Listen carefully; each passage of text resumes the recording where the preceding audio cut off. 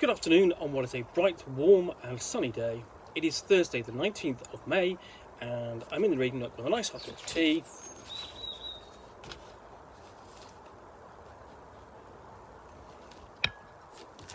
And a big box to finish going through.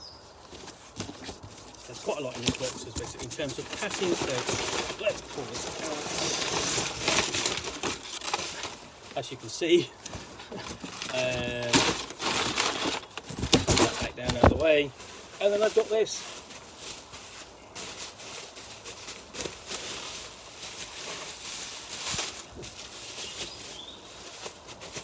Almost there, but out of it.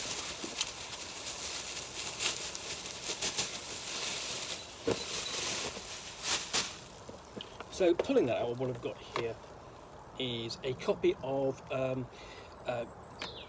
King Arthur Pendragon, chivalric role-playing in Arthur's Britain, and this is the first edition from 1985. Now I've done an unboxing of this, okay, and I've also done an unboxing of its first supplement, The Noble's Book from 1986, which leaves me with one last book in this package to do, which is Knights Adventurous. I'll just show it, see if I can. Expanding the world of Pendragon. Sorry, you couldn't see that because of the light. And this was published, what, 1990? Let's see what edition this is for. Let's have a look. Does it say?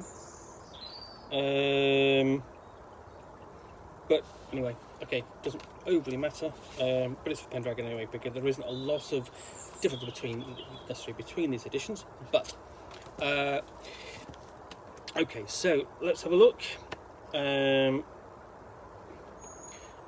So what is Pendragon? First thing you've got this little box here, and that it says, what is Pendragon? With Pendragon, you and your friends can play games of heroic adventure. One player, the game master, presents the story. Everyone else creates the night characters, the heroes of the tale. Each player verbally responds to the game master's plot and villains and describes how his or her character reacts. You face the same dangers and monsters that Arthur and Lancelot encountered, but this time you decide your knight's actions. So, spread Arthur's chivalry to the rest of Britain, Ireland and the continent, meeting knights from strange lands and cultures. Attend Arthur's court to learn the latest intrigue. Match arms with warrior women, aspire to the order of the Golden Apple, or brave the exotic lands of Faerie. Knights Adventurous expands and amplifies many topics introduced in the basic Pendragon rulebook, and is a valuable aid to both the players and the game master.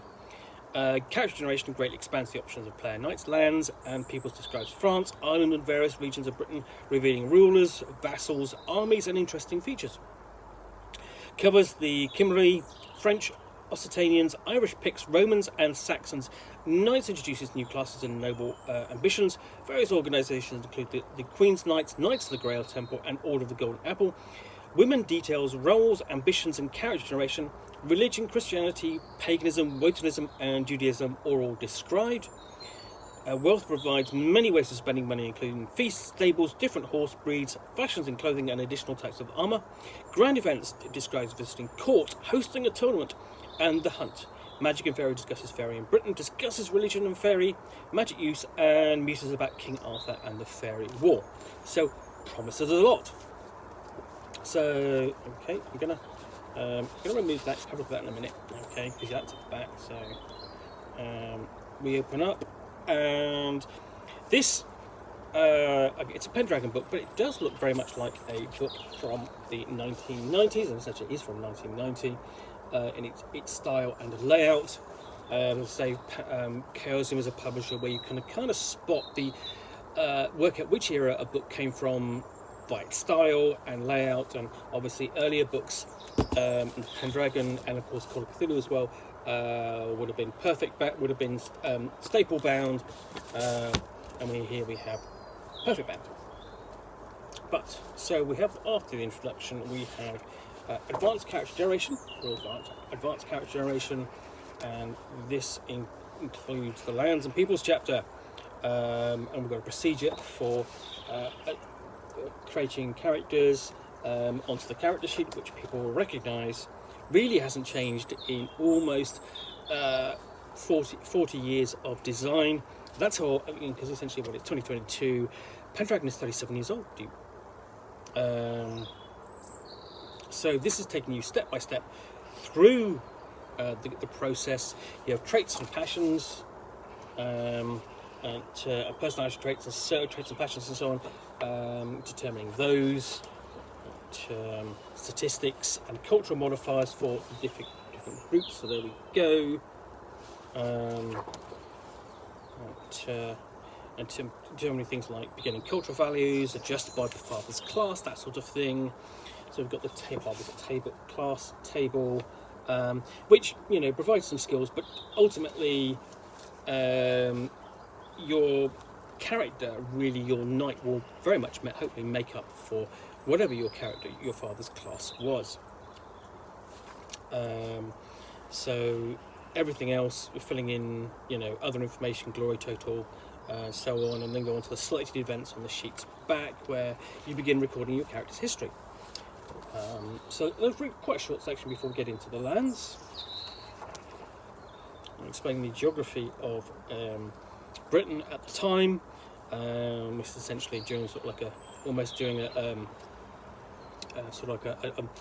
essentially coming out of a Dark Ages kind of period under Uther and his fall, and the sort of the period of the Pendragon, where you were a bit of chaos before the arrival of Arthur, and the ascent sort of like into a golden age, and then with his fall back into almost another Dark Age. So we have different. You can do regional character generation. So we've got tables there for Logris, and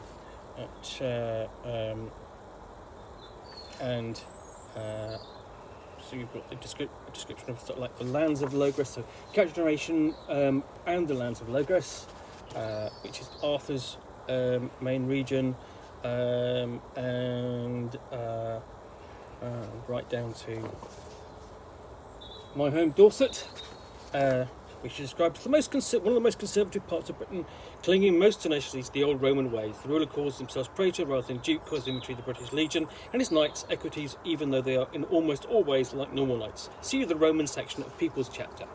And that's interesting because I like, that's always been part of the setting anyway, but it's something that kind of feels alive because of the strong Roman ties that the region has.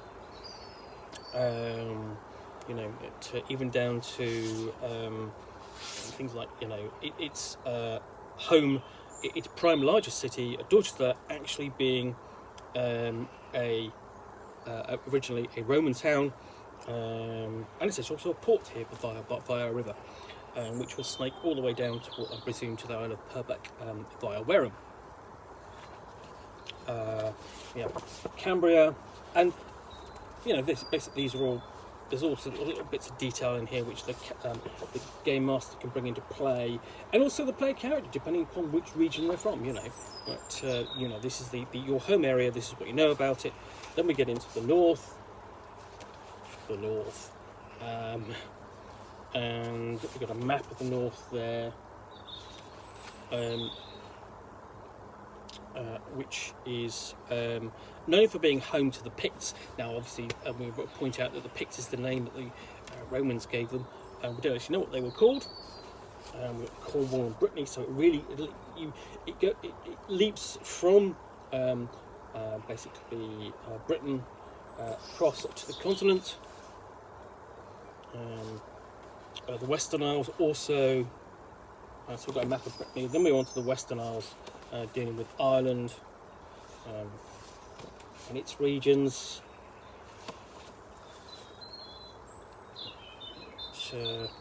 Then back to France, and the various lands of France.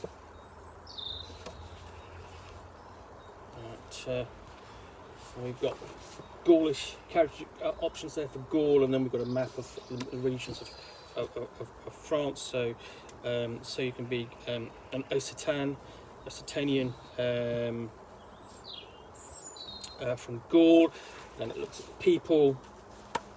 In the people, we've got sections on like the stereotypes, player knights, common attitudes, politics, traits and passions, and names. and so on, and even down to traits and passions will actually vary from one region within the area to the next. We have French and the Occitanians, and the Irish. Again, with these, I mean, I haven't said it, but the artwork is fantastic as well. And Picts. And the Romans, going further afield.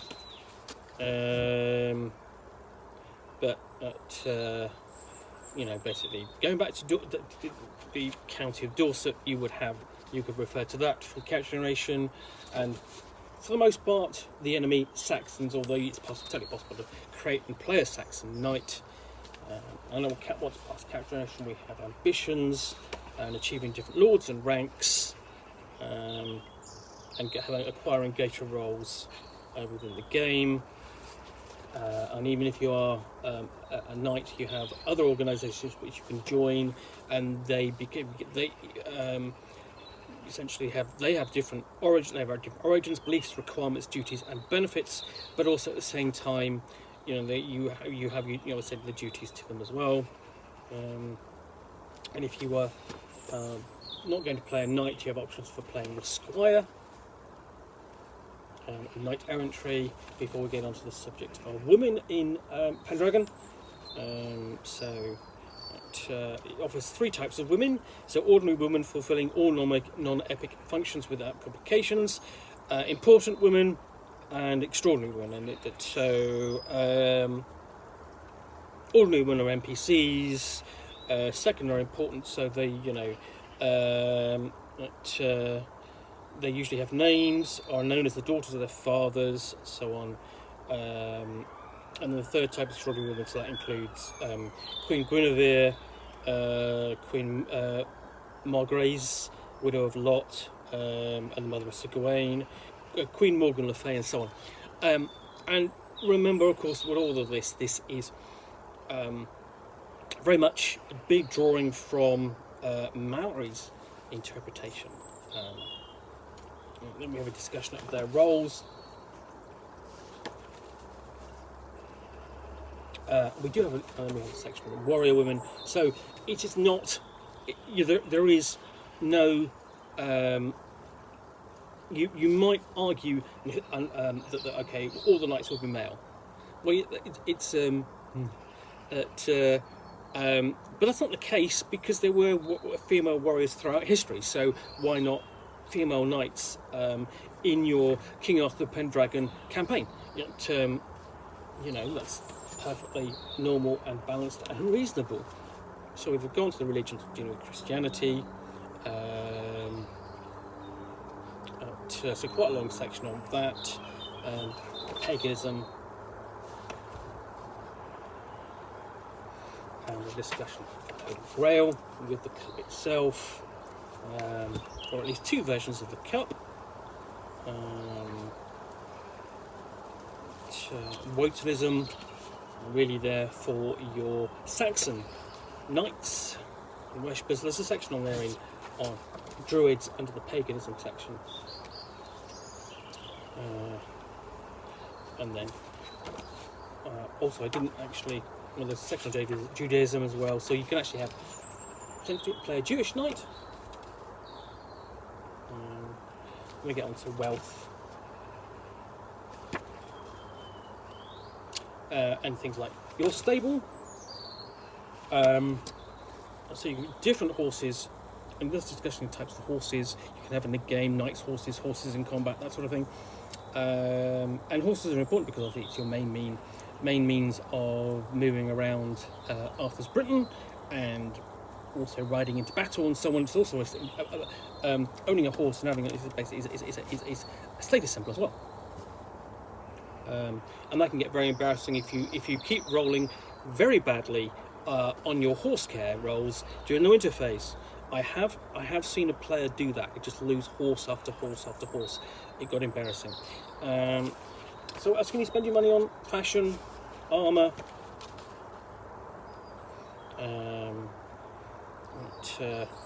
basically more coverage of fashion and so on. We make a statement at court, and then we get on to grand events. So we have visits to court and tournaments, essentially going into some of the ground previously covered by the Noble's book. Before we, so we've got the rules there for tournaments, hunting.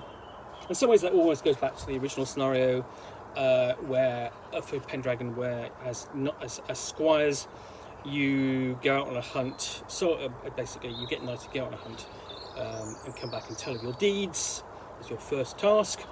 And then we have magic and fairy, discussion of the other realms in Pendragon,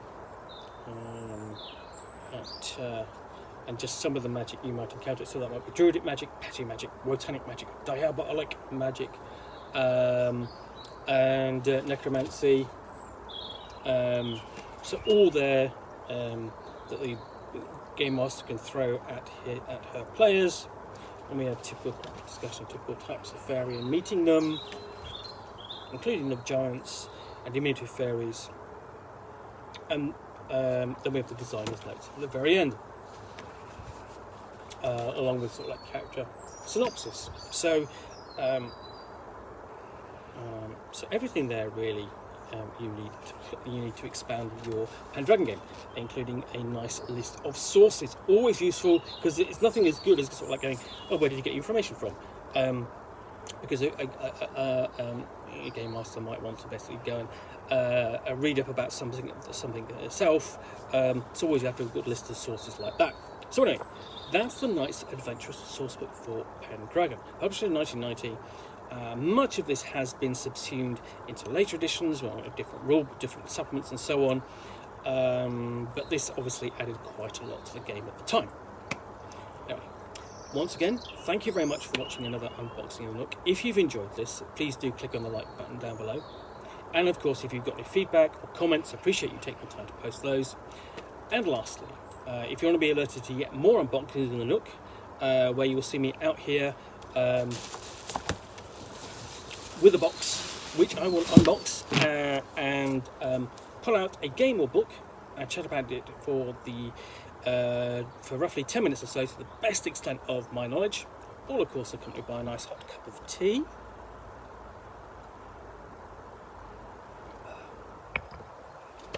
Then please do hit the subscribe button down below. Thanks again for watching, and I'll be back again soon with another unboxing of the Nook. Bye for now.